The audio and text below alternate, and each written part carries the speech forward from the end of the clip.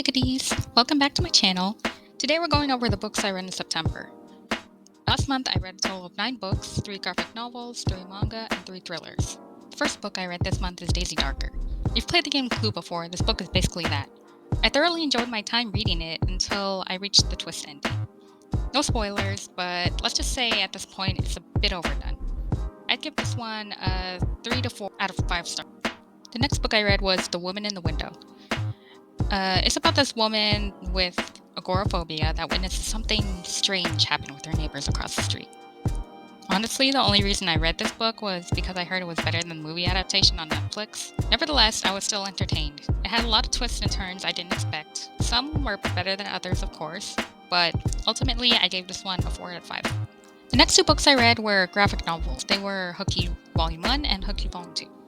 These graphic novels are about 2 witches named Danny and Dorian, and their journey to become great witches. However, great doesn't always mean good. You may recognize the series because it's originally from Webtoon, which I think you could read the whole series with Daily Pass, only if you have the app though. I'm not sure about the website.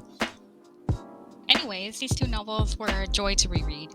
I thoroughly enjoyed the dynamics between the characters and how the story knew when to slow down from the serious parts and amp it up for the action. And these 2 I both gave a 5 out of 5 stars. Next up is another reread, Life of Melody.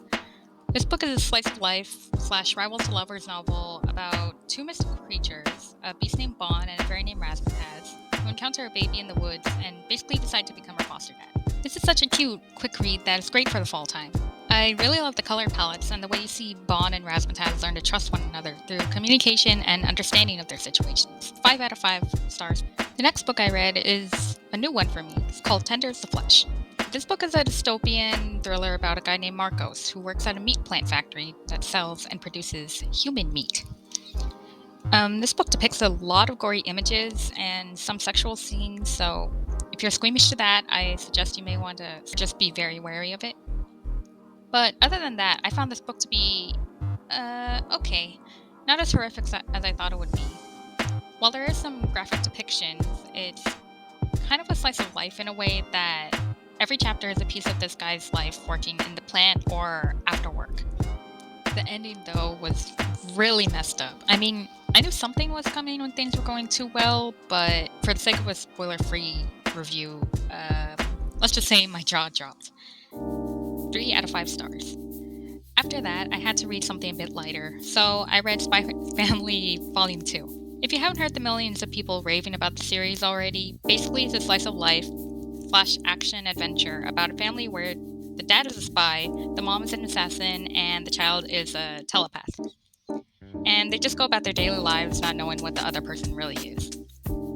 This volume follows Anya as she starts school at an elite academy, and chaos and shenanigans ensue. This one gets a 4 out of 5 stars. The last 2 books I read are The Way of the House Husband Volume 3 and The Girl from the Other Side Volumes 1 through 3. The Way of the House Husband is another slice of life in which a former Yakuza member decides to leave his life of crime to become the ultimate house husband. I just really love the concept of this manga. Although Tatsu looks big and intimidating, his intentions and goals are purely to become the best house husband there is. This volume gets a 4 out of 5 stars. And finally, we have The Girl from the Other Side. This is a fantasy about the division between 2 sides of a village, inside and outside, due to a curse that, when touched by a shadow creature, turns you into one as well. And on the inside is where people untouched by the curse reside, whereas the outside is where those that are cursed to be shadow creatures lie. Also on the outside lives a human girl named Shiva, who lives with one of these shadow creatures that basically adopts her after she's been abandoned, called Teacher.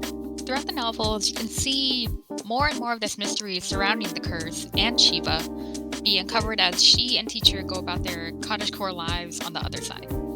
With that said, I'm giving this final book a 5 out of 5 stars.